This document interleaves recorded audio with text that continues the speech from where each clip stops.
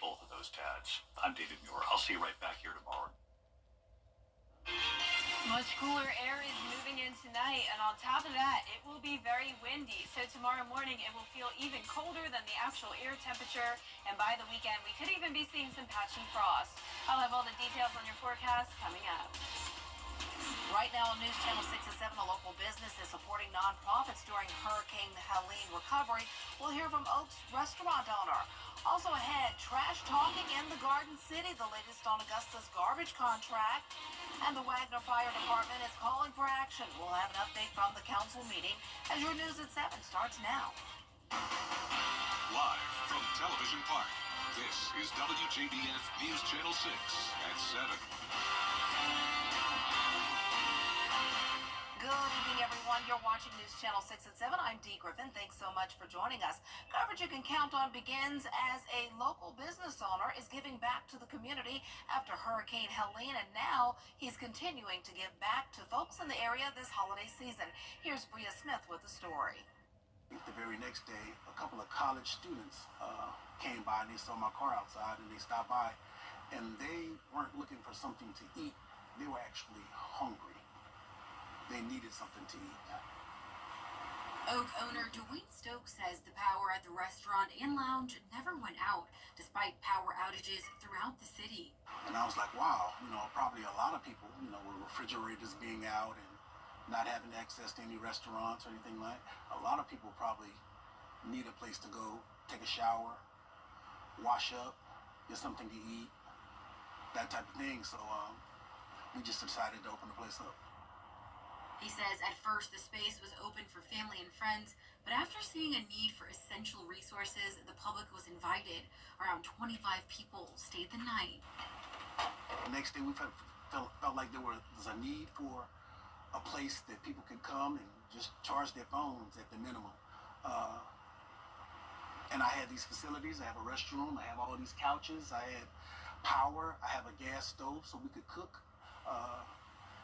It just kind of felt naturally to, felt like we had an obligation to, just lend a helping hand. I survived Helene on it, and on the back, the dates, Augusta Strong. Now he's selling I Survived Helene t-shirts as a way to raise money to help families this holiday season. So, by buying this shirt, we're going to be raising funds to help those people who survived this storm just like you did. And we're going to reach out and we're going to help some families that are in need. And Augusta is the Garden City. It doesn't look like the Garden City right now. We're going to try to donate some money to the city. Let's get this thing cleaned up a little faster. Get these trees from in front of our houses. Get these roads cleared out a little bit quicker. And just trying to help out the best way that I can. And you can purchase the shirts from Spotify, and that link can be found on our website at WJBF.com. And in Screven County, debris pickup will begin on Monday. Emergency management making that announcement earlier today. Officials say workers will only pick up trees, stumps, limbs, and other plant materials. Those items must be placed in the county or city right of way and should not block any roads, power lines, hydrants, or meters. Well, the city of North Augusta is also preparing for debris pickup. Last night, the mayor and city administrator hosted a community engagement meeting to discuss some of the requirements as well as priority neighborhoods. North Augusta is unique. We have 3 different ownership of roads. So about 70 to 75% of the roads are owned by South Carolina Department of Transportation. So we can stress to them what to do, where to go. These are the areas we're concerned about. Because we don't own them, we can't mandate that they go there. Mayor Williams says the plan is for the first pass of city control roads to be completed by January 25th. Well, time now for our first look at our weather, and Chief Meteorologist Jenna Petracci joins us now. And started off as a gloomy day. Yep. The sun came out. Now we're getting ready for some wind, you say? Yeah, you can actually see it here, Dee. If you look closely, the camera is shaking a Wow. bit. So That scares us a little bit after September 27th. yeah, and luckily the winds aren't going to be anything Good. like that. Remember back with Helene, we had wind gusts up to around 100 miles per hour. With this, we're talking winds up to 35 to 40 miles per hour. So significantly different. The main story is actually the wind chill. So these winds are going to be making it feel even colder than the actual temperature. Right now, though, on our Terry Lambert Hyundai Skyview cam, you're looking at Wellstar MCG Health. Today, we started out 20 degrees above average with a low of 61. High today made it into the 70s, 73 degrees, and not much rain. We started out with the clouds and drizzle, as Dee mentioned, but now we're clearing out. Temperature is still on the mild side, low to upper 60s. Augusta at 66, 65 in Wrightsville, Crawfordville at 61, 62 now in Lincolnton. Aiken, you're at 63. Dew points are now falling into the 50s, so you can see we have the dry air taking over. All of that moisture is moving out, and the winds are now sustained up to around 5 to 15 miles per hour, and the gusts are currently up to 37 miles per hour there in Washington. Crawfordville, you're at 30, 22 in Evans, 21 in Aiken. We do have a lake wind advisory that just went into effect a few minutes ago. This will last for 24 hours, so we're going to see those west winds sustained up to 20 miles per hour, gusts up to 35 for the most part, but an isolated gust up to 40 is possible. Our satellite and radar showing the clearing conditions as that cold front moves through. So a clear start to our Thursday morning and cold 40s, but remember with the wind, it will be feeling much colder than that. As we look ahead here, we'll actually have lows dip down into the 30s on Friday and Saturday morning. And at that point, it's possible we could see some frost. I'll have your full forecast coming up, but back to you, Dee. All right, thanks so much. We'll see you in a few minutes. Time is running out for Augusta to approve a new trash service agreement. City leaders saying they need more time to go over a $20 million proposed contract that would raise fees by $120 next year. George Escala has the story. After months of discussion, the time has come for commissioners to approve a new trash service contract. But it's proving easier said than done. With what this contract is showing, yesterday said we needed to go back to the table. I wasn't ready. Commissioners not approving the new trash service agreement and instead sending it back to committee for more discussion, even though some city leaders say it's been discussed long enough. We need our garbage picked up. We need it picked up at a rate that is fair and equal across the city, and that's going to cost you money. Right now, the way that we're doing it has not been working, and constituents have said that. But some commissioners say the proposal is not working. For one reason, the annual fee would increase by $120 a year. It's probably going to have to go up, but to the level of $120, I don't foresee their support going to be there for that. But under the proposal, the trash service fee would not just fund trash pickup. It would also be used for things like litter cleanup, mosquito control, and street sweeping. Yes, it is. Those are things that are included as well into that respective cost, and those are things that we're going to be looking at. Should they be in there? That is something that I want to have the opportunity to look at. Commissioners planning to dig deep into the trash service deal as the end of the year deadline fast approaches. In Augusta, George Escala, WJBF, News Channel 6. In Columbia County, commissioners are also talking about their budget as one of many topics that were discussed at this week's annual meeting in Athens. Leaders also talked about the incorporation and consolidation of the county. It's still in the early stages and would have to be voted on. Commissioners still have to decide if they're going to opt out of the property tax relief bill. It just all depends on the revenue, depends on the growth.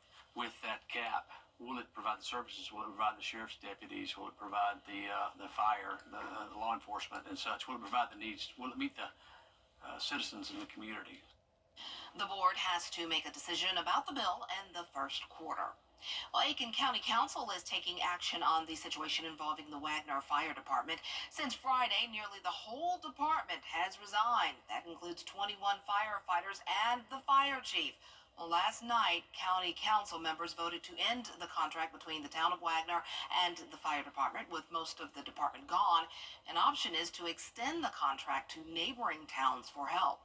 The fire service is not just it's not a one-man game. We can't do it in with one person. It's a team effort. It's going to take all of us, and that's what it is. It's a brotherhood and a sisterhood, and we have to take care of each other, and that's what our departments around us are doing. Yesterday marked the start of a 90-day notification to terminate the contract. Wagner City Council will discuss this again on December 2nd. Well, still ahead, the man accused of killing an Augusta University nursing student has been found guilty, and the South Carolina mother convicted of killing her two sons is asking for her freedom today. We'll have the details after the break. Hey there, Georgia. I'm just in men's clothing. The CSRA is where we were born, where we live, where we work, where we're raising our families. It's our home. That's why the people of the CSRA count on us after an accident, because they know about our skill in the courtroom, how we treat clients like family, how we love this community, and the people who proudly call it home. We're just a call or click away. Injured? When you need me, call me. I'm your Augusta guy. 706-724-7224.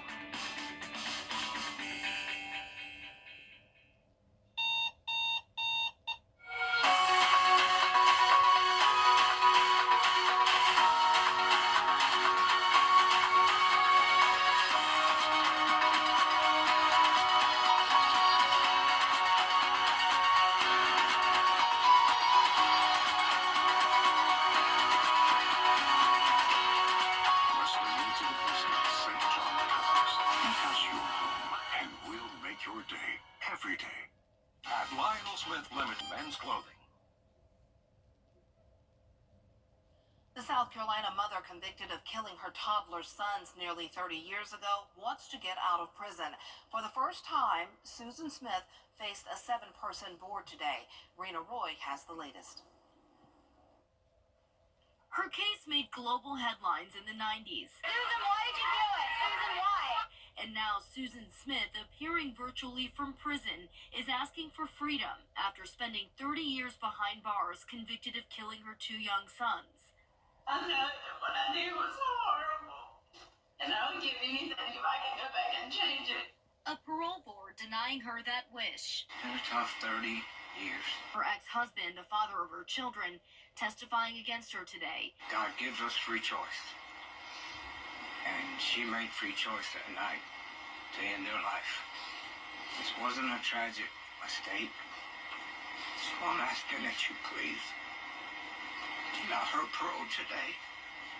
It was October of 1994 when Smith rolled her car into this lake in South Carolina. Her boys, 3-year-old Michael and 14-month-old Alex, inside the car, both drowned.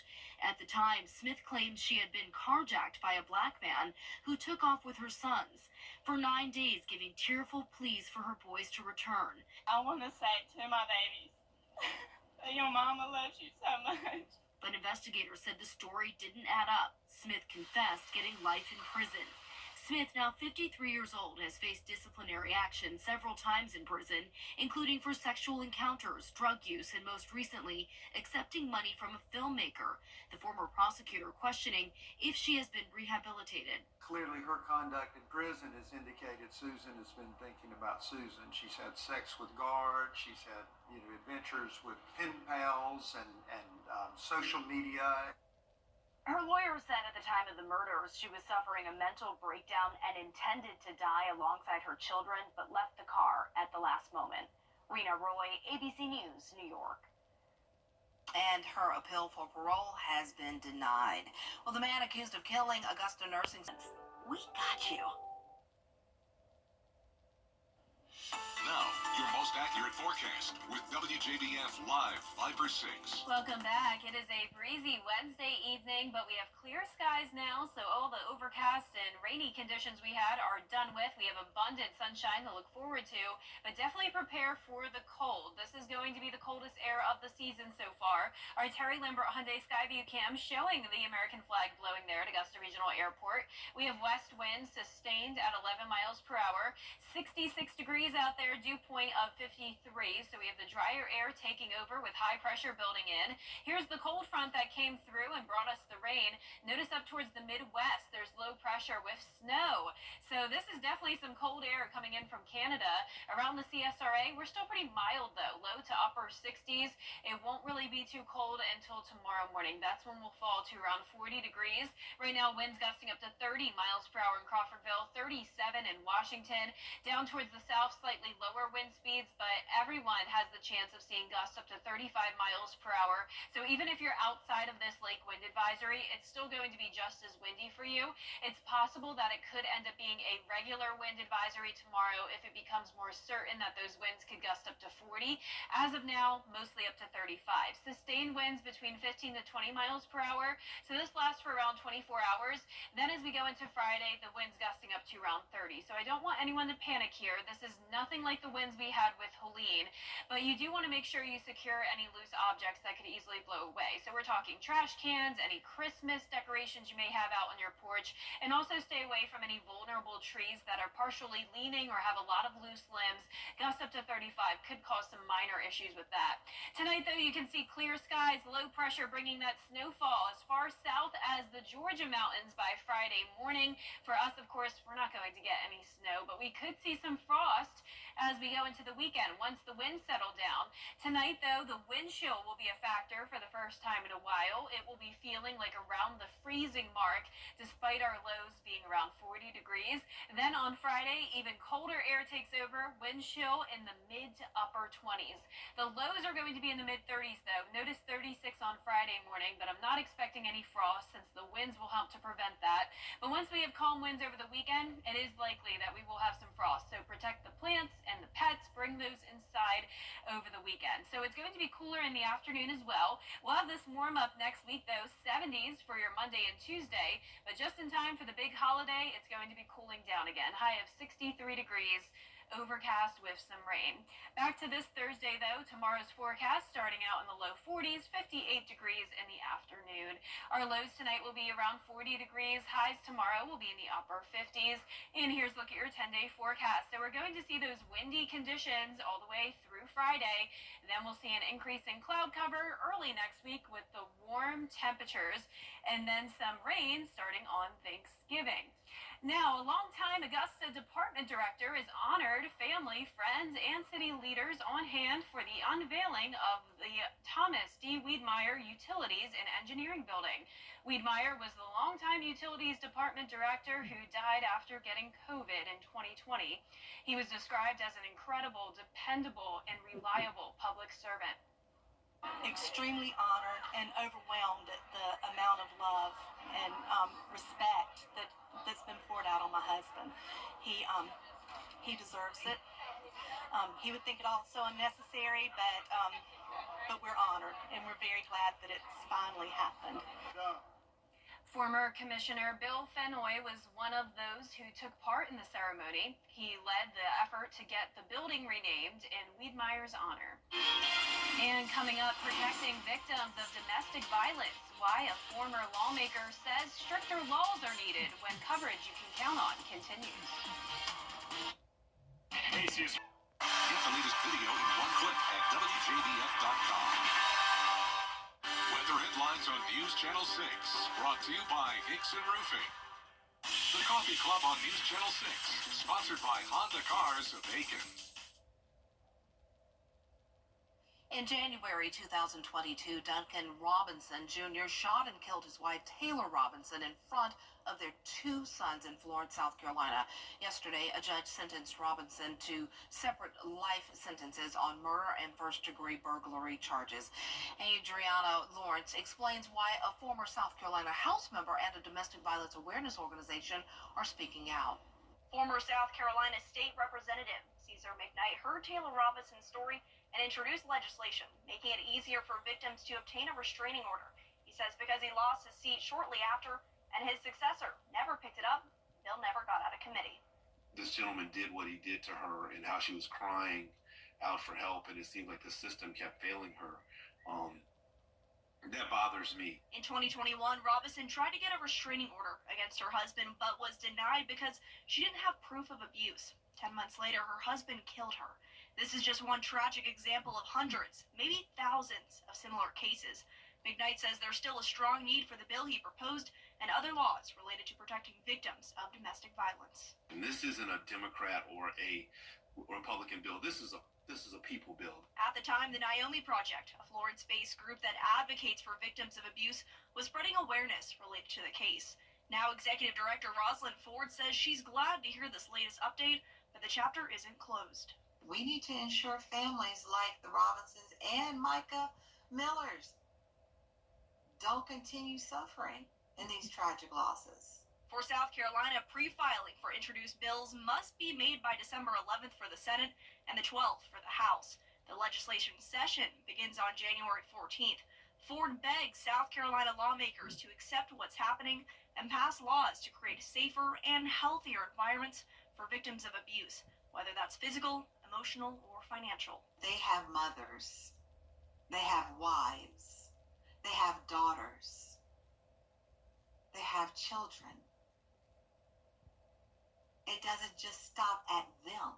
So start protecting us. Start saying something, doing something. Ford says the Naomi Project is dedicated to fighting for domestic violence victims. She says she wants you to know, if you're a victim, you're not alone, and it's okay to seek help. And if you are a victim of domestic violence or you suspect someone in your family or a friend is, call any of the numbers on your screen. We'll be right back. There are trucks. Light Up Spectacular.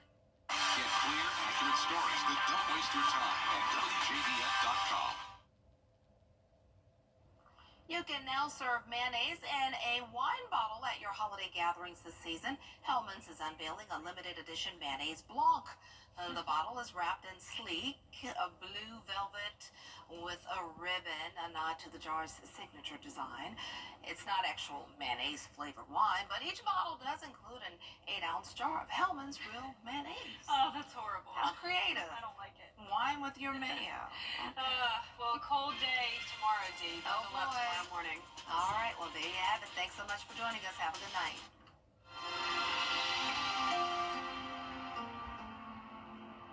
If you've been arrested for a DUI in Georgia, you may only have 30 days to protect your license or your privilege to drive here. Hi, I'm Tiffany Duncan of DUI Duncan, the DUI firm here in Augusta. Visit our website at DUIDuncan.com to see what we've done to help so many drivers. If you've been arrested for a DUI in Georgia, call me now for a free consultation. While the firm, of course, cannot guarantee results, we do guarantee hard work and fast action. Remember the name, DUI Duncan. Some people hear the